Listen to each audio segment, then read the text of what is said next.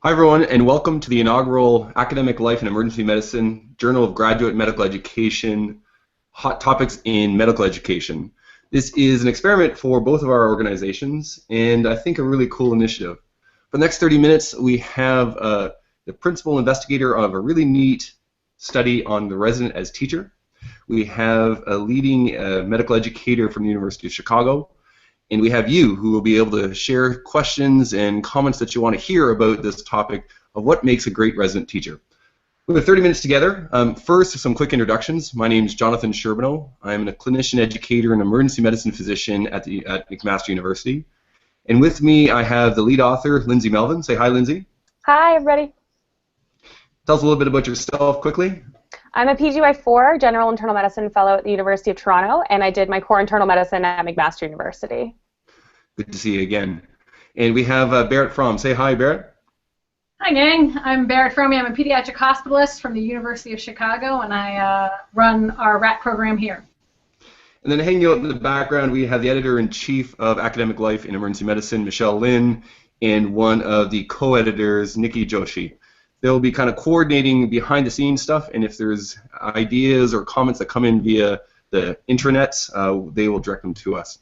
I want to set up our talk by just giving a brief overview of how the study went. This was a survey of medical students on what they thought made great qualities and great teaching characteristics for resident teachers. It was done by designing a survey based on the literature, what the literature would suggest are good qualities, and then delivered to a series of medical students representing all the Ontario medical schools after they attended an internal medicine course that ran over the period of a weekend. So I was hoping maybe, Lindsay, based on that, you could walk us through some of the key findings in terms of what are great qualities and what are great teaching techniques used by resident teachers, and then contrast with things you thought were a little surprising in terms of your outcomes.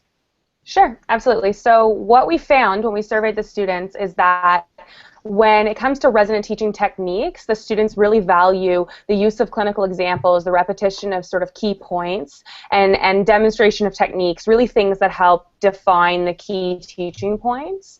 The teaching techniques that were less valued, which we're going to talk about in today's chat a little bit, is feedback. The students really didn't rank feedback very highly compared to some of the other teaching techniques that we surveyed them on. And when it came to teacher qualities, we found that students really value educators who are aware of the student's level, who are able to tailor teaching to the level of the student, and who obviously have a strong knowledge base. And things that weren't valued, not so surprisingly, were serious teachers, or actually teachers who ask challenging, probing questions. So maybe we can touch on that a little bit and see what everyone thinks about that finding. I think that's you've certainly provoked us a little bit with some of your findings. Maybe not intuitively the results that we'd have anticipated.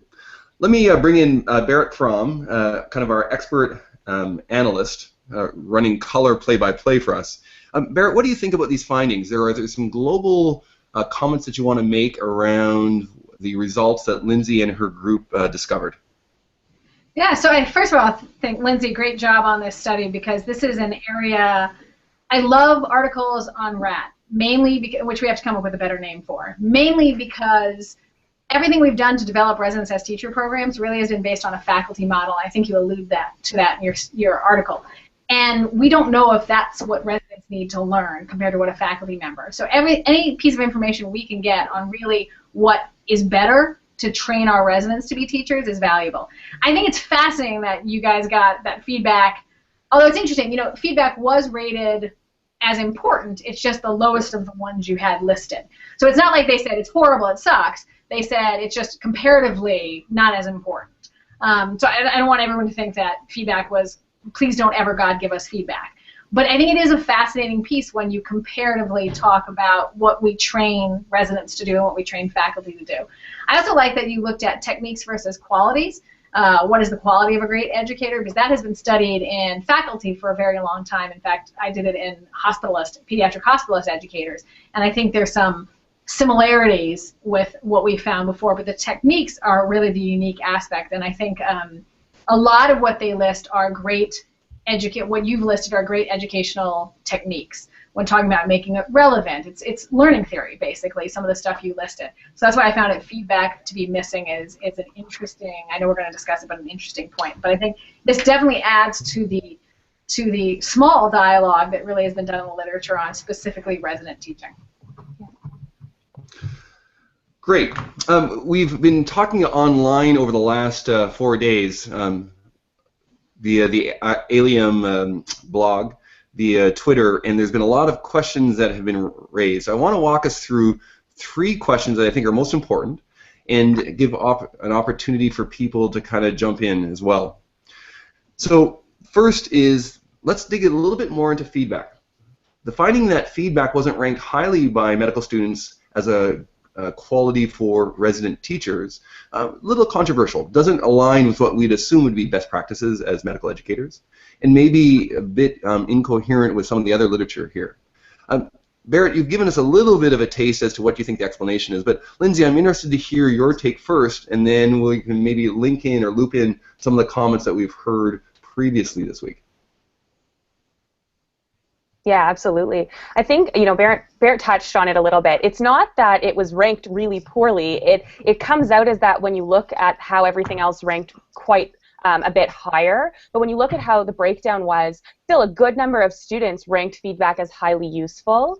And when I went back and compared sort of the proportion of senior medical students versus more junior, all of our medical student attendees were either just about to enter clerkship or senior, and some of them were more senior than others. The breakdown actually mirrors what we see with who responded about feedback. We didn't track individual respondents and we didn't do a subgroup analysis, but the proportion is roughly similar. So in my mind, I wonder if some of the more senior medical students are the ones that responded as feedback being really highly useful, and if some of the more junior medical students either misinterpreted what's meant by feedback, and I think the lack of explanations around some of our descriptors might have had something to do with that, or don't yet know the value of feedback from residents. And I think that that's, when I look at that, the finding that we had, I don't think that feedback is, you know, should be thrown out, anything like that, but I think that what we're seeing is maybe some of the more senior medical students saw that that was more valuable than maybe some of the juniors. Barrett, one of the themes that have come from the online discussion is that maybe residents don't label their feedback as feedback, and maybe medical students don't know feedback when they see it. Is it a question of labeling? I think it's 2 things. I loved that discussion on the blog. This is not specific to residents. There's data that says faculty don't label it, and when faculty don't label it, then they don't know they're getting it. So we are all, if you go to a lot of teaching seminars, we're told to say, let me give you some feedback, and it's that statement that triggers it. Similarly, we're supposed to say, let me teach you something, or let me make a teaching point, and that tells you we're teaching. I also thought what was interesting, and I think Lindsay gets at it with her, though there wasn't a subgroup analysis, the potential. I noticed, Lindsay, and correct me if I'm wrong, but 10% of the answer to that question said not applicable, which it felt like it was almost people saying it's not applicable. Residents don't give feedback. Right. So I wondered if there was an essence in this group that hadn't gone on clerkships yet, and some people just thinking they don't think it's a resident role, and because of that don't rank it highly, when maybe some going in are more of the senior ones. So I think it's twofold. I think possibly it's within the group of the study and how much do they understand the role of a resident and what they are expecting them to do. And also that we label it. I think the number one thing any educator can do is label what they're doing, whether it's teaching or whether it's giving feedback. Those are just easy sentences that start. I just had a meeting where we talked about how chairmen should label, let me give you feedback to their faculty. It's the same on every level. So I think there's an understanding of what feedback is, and I think, Lindsay, you hinted at this too, feedback versus evaluation. They may think residents don't give feedback because residents don't fill out evaluations necessarily, and they're 2 totally different things, but I think our learners and even faculty don't understand the difference sometimes. So that's an interesting idea. I guess what you're suggesting is if I use the word, let me give you some feedback, I'm halfway through to winning a teaching award. Is that about right? I think you're 3/4 of the way through. Yeah. And then just laugh a lot, and you're set. Smile. Buy pizza.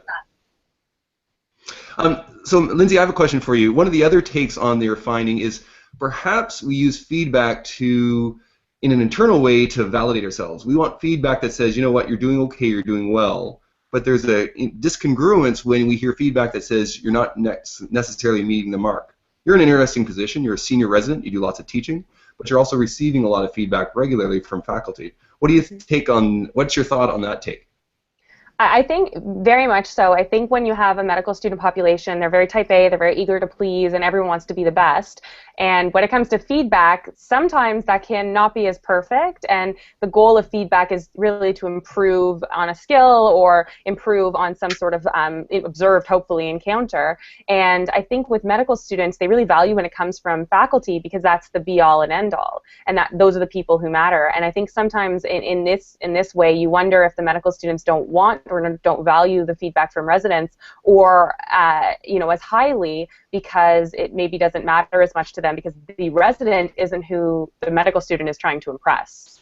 Although I've met a number of medical students, and certainly from the Twitter discussion, we see that medical students certainly do value the help and the coaching they get from residents. And there's a bit of a language clarification, I think, that sometimes students tend to equate feedback with evaluation. And when it's coming from a resident, then they're not sure what to do with it, or don't want to hear it if the resident's not responsible for their evaluation in the end.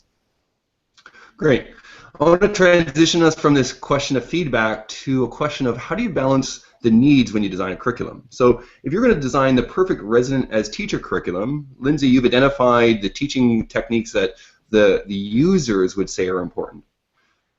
Historically, we've always looked at, well, we're not as interested in what the users want. We're interested in designing based on what we think the education theory has. So what's that balance between the perceived needs of the user and the observed needs of the so-called experts? How do you mix those two components together?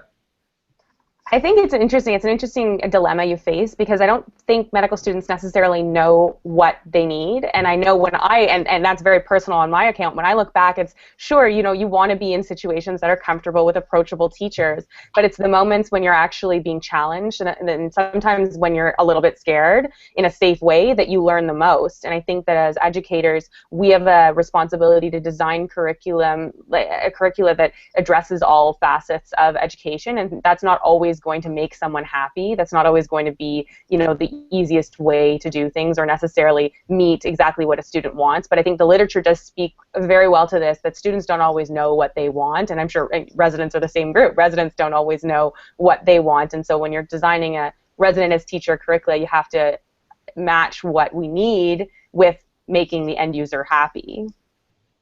What's your take, Barrett, on the same question? I like Lindsay's comment. We always say, don't let the inmates run the asylum. We would never build anything that just looked at the student and said, hey, what do you want? Because if you'd asked me that when I was a medical student, I would say, tell me only pediatric things, don't tell me anything else. You can't let that happen. I think a model of framing this is there's a book called Kern's 6 Steps for Medical Education Curriculum Development, something like that. And one of the steps is identifying the problem and identifying your stakeholders. And I think thinking of stakeholders is essential in this. Rather than thinking of experts versus residents or students, it's stakeholders. Students are stakeholders, obviously. So it's important what they think. They're on the ground. They've seen what works. They've seen what hasn't. And that's a key piece. Residents are essential, right? Because a student could say, I want residents to teach me by lecture for 5 hours a day, and we'd all laugh, because that's not going to happen. So how do residents think it's best? They've also had the experience of being students. But certainly the faculty who have taught teaching and have done research in this area are valuable. One could even look to patients as a stakeholder if you wanted to see, how teaching can interfere or aid in their hospital stay or in their encounter. I think of clinics, that's one place where teaching can occur. So I think framing this as stakeholders, thinking of the stakeholders and the stakeholder needs, and whether that's through more studies like this or focus groups or interviews or anything like that, that will, I think, definitely feed your ability to set your goals and objectives for your curriculum and then move forward into a residence as teacher curriculum that's ideal. I want to spin this question a little bit to the left. So we have the current generation, or millennials. As a culture, are there any features that make them as stakeholders unique, and that, as a Gen X member, do I need to be aware of some of my perceptions or my perceived biases? Either of you have a thought on that? I definitely think it does. I think the generation that we see coming through right now, I think we have to engage them a little bit differently than even I was engaged as a medical student. To me, that is predominantly on the technology front. I think there's so much to be done in medicine and technology, and I think using Twitter and this is a great example, but engaging students on all fronts, because that's where they're going, that's their resources, that's what they use on a daily basis. And so when we talk about teaching residents and teaching students, I think that using technology is probably the biggest gap when we talk about generations that came before them. Yeah, I think there's also a piece too, I won't call it the millennials, it's almost the millennials in medical education, in the sense that you're seeing a lot of changes within residency programs about how we group our conferences. Rather than every day there's a noon conference, now we're doing academic half days. Those changes, not necessarily with the individuals, but with how the individuals are getting their education, also has to be taken into account when you plan these things. So not only the individual generational differences, but almost the education generational differences of how we're doing education all come into play in how you deliver this. Mm-hmm. Interesting. The third question I want to move us to is, in a perfect world with all the money that you had, Lindsay, any wishes about how you might design your study differently? Or the way to ask the same question is, every study has a limitation. There is issues of feasibility all the time. What are some of the issues that you identified as a limitation to your study, and what are the next steps that you would like to take this whole research question forward with? I definitely learned a lot from doing this, and one of the big things I learned about study design is the limitations of doing something after the fact, and certainly we did this after a conference, and the conference featured a lot of residents as teachers. And while that was great, and the conference itself was fantastic, and having that many medical students in one place from all different institutions was sort of why we capitalized on it. To me, it really limited our generalizability and the results, because we were constantly questioning, are we getting these answers because it's a post-conference situation? And so in future, I would have, I'd like to repeat the study in a more prospective way, looking at maybe more generalized group of students who aren't only there because they're interested in internal medicine, though I think the findings probably would generalize across. I think it's worth repeating in a more broad sense, and I think that was one of the big things that I took away from doing the study and the big things I learned from it. So Barrett, it's easy for us to be armchair quarterbacks. We didn't have to do the hard legwork of getting the data. What do you think about these issues around recall bias or opportunistic sampling that limit the generalizability of the findings? I think it's interesting. I love that you had a captive audience and you took advantage of that, which is fantastic. And that's one of the biggest issues in research, is getting people to participate and cooperate and do what you want them to do. But there, obviously, Lindsay's already pointed out, there's some issues with recall bias. There's a really interesting study from Bhutani, I think, last year, I guess 2013, so 2 years ago, in Medical Teacher, where they did just pediatrics, just inpatient teaching. And what they actually did was they did focus groups at, I think, the outset of a clerkship and at the end of the clerkship, as well as resident focus groups. And so they took that into account to say, you're coming in, what do you think? Now you're leaving, what do you think? And so there are ways to get around that. There's no, let's be honest, there's no one way to do this, right? There's no one way to skin a cat. There's survey design versus qualitative focus groups and interviews. There's doing it in a situation like this, where you've got a lot of people from across Ontario and different schools in that area, versus the national, versus one site with a little bit more robust multiple measures. So I think it's a good study in that we did what we could, but there's definitely, this could be followed up with a qualitative piece, because we don't understand what they meant by feedback, and that would also add to some of the depth of what you have. You see a lot of mixed method studies. You don't see a lot, but you're seeing more mixed method studies for just that reason. So I think there are some issues to armchair it, but I think getting the preliminary data now, I always think of my first study as the one that launches the second one that makes it even more robust. So Lindsay, where are you going from here? How are you taking your hypothesis generation that's come out of your study, and what would you like, assuming that you have all the time in the world and you're not busily trying to finish up your own residency training, where would you take this whole next step in your study of what makes a great resident teacher? I think I'd like to refine the concepts a little bit more and refine more about how we execute this, how residents as teachers execute this on a day-to-day basis, and look at transitioning that into clinical practice and finding those teaching moments. And I've been involved with some endeavors at MAC that work with residents as teachers and try and optimize the daily moments that we have into teaching moments and translating it into the resident as teacher role.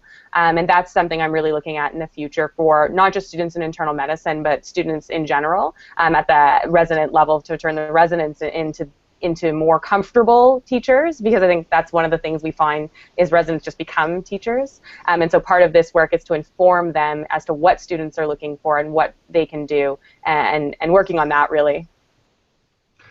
Well, thanks, Lindsay. I'm not sure if you know what the first rule of the internet is, but anything you say here, you have to do and live up to no matter what, with no kind of change. So lots of interesting opportunities for you to move forward with. I think the final comment is, rather than a question, maybe a comment. Barrett, maybe you could tell us about some of the resources that you're working on. One of the challenges I think we have as an education community is we have this perpetual desire to reinvent the wheel. We work very much in silos, and we don't share as broadly as we can.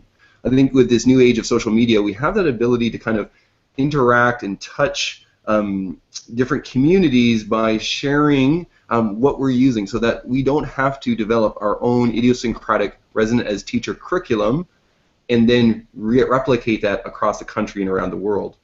I'm interested to hear a little bit about what's already being built, and maybe you can tell us about the project you're working on. Sure, I agree with you. I think I've been doing this for residence as teacher probably for 14 years, and I built it originally off of a 3-part workshop handbook that the American Academy of Pediatrics put out, and then I just evolved from there. But there's so many amazing things that are out there, and a lot of them aren't published because you just build them and you do them, and maybe you don't get your outcome, so you're not going to publish them in a paper. I think some resources always, I just actually looked last night, if you go to the AAMC MedEd portal, has a handful of residence as teacher curricula that are on there that will have teacher's guides. I think I saw 4 or 5 just off a quick search. iCollaborative is also on the AAMC. If you don't know the difference, MedEd portal is peer-reviewed and takes a little while to get published. It has a little bit of work to do it. iCollaborative, as long as there's not a copyright issue, you can post any piece of curriculum you have up there, and people can grab it down. The problem with that is it's sometimes hard to find what you want. So actually, knowing that we want people to be able to just grab. There are a lot of small programs. There are a lot of programs that have young people who don't know how to build this but want to do it. I think it's important that we all share. And right now I'm working with the Academic Pediatric Association to build a website that is a repository for RAT curricula. It is not specific to pediatrics. Any curricula can go. We started by pulling a handful. We published a paper recently on the RAT curricula that are published, and we rated them for reproducibility. Could you just grab it and do it? And for level of Kirkpatrick outcome, how high was the level of outcome that you had gotten? And we found a select group that we're going to be able to post onto that website with the author's permission. But we're actually looking for anybody to submit to our website. What it's going to be is a little bit easier than MedEd portal to submit, because it's not going to be quite the thickness of peer review, but it's going to be a little bit better than iCollaborative, is be very specific to residence as teacher. That's the only kind of curriculum we'll have there. We're going to assign scores, so you, if you're the user, can go say, oh, this one had really good outcomes, but it's partly reproducible without making a call to the author. And we're also going to classify them by, do you need a workshop? Do you need a half-day module? Do you need a 1-hour lecture? Are you a small program, a large program? Are you looking for pediatrics? Are you looking for internal medicine? And so we're really excited that the Academic Pediatric Association has given us the platform to do that, and we should be going live in the next, I would say, 8 weeks. So if anyone does have a curricula that they would like to submit, I'm taking donations currently. We'll also have a way by, we're going to give submitters annual data on how many people have pulled down their data, so it will help with teaching portfolios. But I think anything, we now have the tech on websites to be able to do this. Elizabeth Morrison years ago, probably 15 years ago, had a website that anyone could post, but it's not like the tech we have now. And so we can classify, we can sort, we can search, we can do a lot of different things, and I think that's the next step for RAT. That's great. So for everyone who's listening and following along at home, all these details and how you can contribute to this kind of free open access medical education repository, you can find the details at the ALiEM blog. Additionally, there is a number of other crowd-sourced resources that you might want to find there. And more importantly, if you have something you think is amazing, don't keep it just to yourself. Why don't you share it so that its impact can move beyond your home program and have an influence more broadly within the health professional education community. We're almost at our time limit here. Lindsay, I'm going to give you final thoughts of anything you want to kind of share, any final message that you think is important that's come from your research. I think we've chatted about all the interesting findings. I just wanted to thank everyone out there who read the paper and who got engaged with it and has been talking about it on Twitter. I think when we started this study and we went through the publication process, as anybody can attest to, but as a resident it was really daunting, and I had great support in Hamilton. And when we actually did this, the hope was that people would read it, but I don't think we ever imagined that this many people would be reading it and talking about it. So we really appreciate it, and anybody who wants to chat about it more, please tweet at me. I try to answer as soon as I can. And my Twitter handle is attached to any number of these, and we'll make sure it's available after this. Barrett? Yeah, the one thing I would say that I think about coming out of this is it, as you said, it takes us out of our silos, and we're talking pediatrics, internal medicine, emergency medicine. Through things like this, meet collaborators. Because, Lindsay did it one place, but now maybe Lindsay and I talk and we do something across, countries, so in that sense, across specialties. Find your collaborators nationally, because that is going to make everything more generalizable. And clearly by this article and by looking at an easy lit search, we need more information to understand and change the model of training residents to teach than we've seen before. Well, I want to thank both of you for joining us. I think this has been a really important and insightful chat that we've had today. For everyone else, I want to encourage you to comment on what you've seen here. We'll keep the blog open for one more day, and then we're going to curate it. I hope you will all check out Lindsay's publication in one of the spring issues of the Journal of Graduate Medical Education. As a companion piece, we are collating this virtual discussion that we've had over the last week, identifying some of the key themes, some of the resources, and some of the important points as a reflective commentary based on her work. So also look for that as an accompanying manuscript in one of the spring issues of the Journal of Graduate Medical Education. I direct you back to the Academic Life and Emergency Medicine.com blog, where you can share comments and insights, or if you want to reach us via Twitter, it's #JGME-Scholar. I want to thank Nikki Joshi, who's been providing a lot of questions to us from the internets, and to Michelle Lin, the editor-in-chief at ALiEM, for kind of coordinating everything. I'm Jonathan Sherbino, and thanks for listening.